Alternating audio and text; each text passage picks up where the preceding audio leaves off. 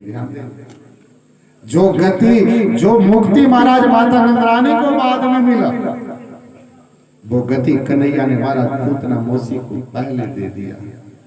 बोले भक्त और भगवान की। महाराज जैसे ही महाराज सुखदेव जी ने इस श्लोक को सुना, सुनते ही महाराज उनकी आंखें खुल गई। वो अपने जगह से खड़े हुए बालकों को पकड़ लिया। अरे भैया आगे बोलना क्या है बाबा, आगे तो पता नहीं, लेकिन हाँ ऐसे ऐसे 18,000 श्लोक महर्षि वेदव्यास जी के पास तैयार है। सुखदेव जी महाराज अपने आप को रोक नहीं पाए और वो सुखदेव जी महाराज सीधे महाराज महर्षि वेदव्यास जी के पास आए, चरणों में गिर पड़े, हाथ जोड़ा, पिताजी आप मुझे भागवत की कथा सुना दीजिए। महर्षि वेदव्यास जी ने सोचा कि अगर यदि पहला उत्तराधिकारी मैंने इसको बना दिया तो ये संसार वाले क्या कहेंगे कि ये मुलायम की सरकार, लालू की सरकार है। पत्नी चाहे भले या गोटा छाप हो, लेकिन महाराज बिहार का प्रधान मुख्यमंत्री। इसलिए आज महाराज महर्षि वेदव्यास जी ने सोचा कि अगर यदि मैंने अपने आप इसको दे दिया तो ये संसार वाले कहेंगे कि महर्षि वेदव्यास जी ने भी तो अपने पुत्र की प्रशंसा करी है, क्या करूं। तभी अंदर से आवाज आती है सुखदेव जी महाराज से। महर्षि वेदव्यास जी ने कहा, बोले बेटा तुम जा राजा जनक के पास, पहले वेद पढ़ना, वेदांत पढ़ना, और जब तुम वेद वेदांत पढ़ करके आओगे तब हम तुम्हें भागवत की कथा सुनाएंगे।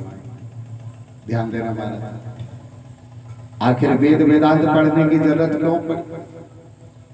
क्योंकि महाराज बिना जाने हमारी प्रीत नहीं होती, हमसे प्रेम नहीं हो पाता। इसलिए महाराज कथा के बहाने से हम भगवान को जानते हैं, समझते हैं। और नवधा भक्ति में महाराज पहला भक्ति है श्रवणम, दूसरी है महाराज कीर्तनम। तो आप जो ये बैठ करके भगवान की कथा सुन रहे हो महाराज, इसमें कई प्रकार की हमारी भक्ति हो जाती है। आज सुखदेव जी महाराज 16 वर्ष की अवस्था, लंबी भुजा है, चौड़ी वक्षस्थल है, लाल लाल आंखें हैं और नीलमणि के समान सुंदर इनका शरीर है महाराज। सुखदेव जी ने कहा, बोले सुनो, जाओ राजा जनक से कहो कि व्यास नंदन सुखदेव आया है, वो आपसे मिलना चाहता है। महाराज अभी कोई पार्षद जवाब देते उससे पहले अंदर से आवाज आ गई, कह दो भैया 3 दिन तक समय नहीं है, बाहर खड़े रहे।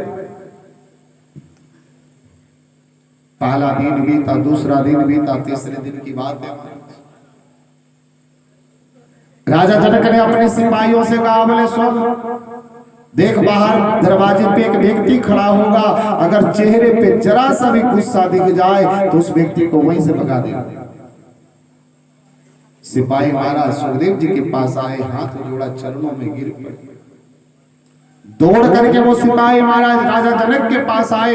राजा जनक ने पूछा, बोले क्यों भगा दिया?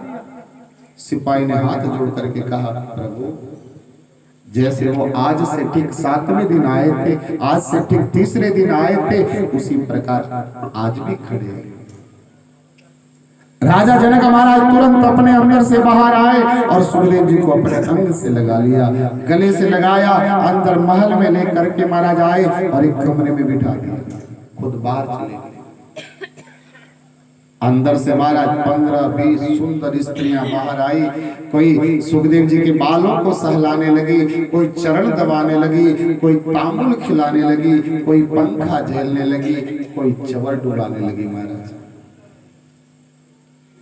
लेकिन मेरे सुखदेव जी ने महाराज वो नहीं देखा। जैसे हमारे सुखदेव जी महाराज बैठे थे वैसे के वैसे बैठे रह गए महाराज। राजा जनक दौड़ करके आए और सुखदेव जी के चरणों में गिर पड़े, प्रभु क्षमा करना, आपके पिताजी का आदेश था कि मेरा पुत्र आ रहा है, इसकी परीक्षा लेना, इसने काम और क्रोध को जीता है या नहीं। महाराज मैं आपको क्या पढ़ा, आप तो साक्षात वेद के हस्ताक्षर, उसी समय महाराज राजा जनक ने अपने सिपाहियों को बुलाया, बोले जाओ और जाकर के नगर में ढिंढोरा पिटवा दो कि सुखदेव ने काम और क्रोध दोनों को जीत लिया।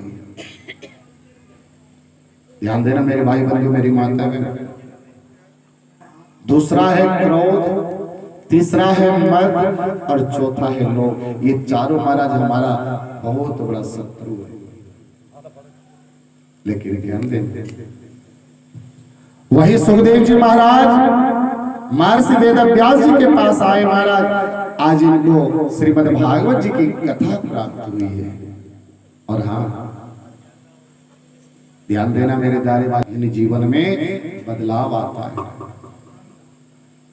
लेकिन सच कहूं महाराज, आप लोग इस गांव में पता नहीं कितनी कथा सुन ली, लेकिन महाराज हमें नहीं लगता कि थोड़ा सा बदलाव आया हो हमारे अंदर। सही है गलत? क्यों नहीं आया? इसलिए नहीं आया महाराज कि हम कथा कम सुनते और इधर उधर ध्यान ज्यादा लगाते। लेकिन ध्यान देना, कथा में महाराज, कथा में आप बैठे हो, लेकिन कथा में बैठने का फल कब मिलता है? जब आप महाराज कथा को सुनते हो तब मिलता है। जब आपका मन कथा में रहता है तब मिलता है। लेकिन पीछे वाली मैया का मन तो महाराज बार बार घर दौड़ रहा। एक महाराज मैया थी और वो मैया इधर पास में ही बैठती थी महाराज। 4 घंटे की कथा में महाराज वो मैया 10 बार जाती और 10 बार आती। जाती आती महाराज। 1 दिन हुए, 2 दिन हुए, तीसरा दिन भी मैंने देखा वो यहाँ। अब महाराज चौथे दिन महाराज हम इधर से नीचे आए और वो मैया आ गई। मैंने मैया से पूछा, अरे मैया तू रोज आती है, 5 मिनट बैठती है, फिर घर चली जाती है, फिर तू आती है, फिर बैठती है, फिर जाती है, या तो तू घर में रह ले या कथा में बैठ, क्या है ये? मैया ने महाराज पलट कर उधर देखा, कोई सुन तो नहीं रहा। फिर धीरे से बोली, महाराज मैं थोड़ी परेशान हूं। क्यों? महाराज घर में बहू अकेली। बोले तो? बोले महाराज थोड़ी उसकी आदत खराब है। आदत खराब है? क्या हुआ? बोले महाराज अगर घर में कोई ना हो तो वो बहुत दूध पी जाती है, इसलिए मैं देखने के लिए जाती हूँ कहीं वो बहुत दूध तो नहीं पी गई। मेरे भाई बंधु, मेरी माता बहन, ध्यान देना, अगर यदि आप कथा में बैठे हो और आपका मन अगर उस दूध पे पड़ा है तो कथा में बैठने से कोई फल नहीं होता। इसलिए मन जो है कथा में होना चाहिए। आज हमारे महाराज और बहुत सुंदर कुछ दानदाताओं की लिस्ट आई है। एक बार जोरदार ताली बजा करके हमारा सभी दानदाताओं का हम लोग स्वागत करते, सम्मान करते और व्यासपीठ से बहुत बहुत साधुवाद देते।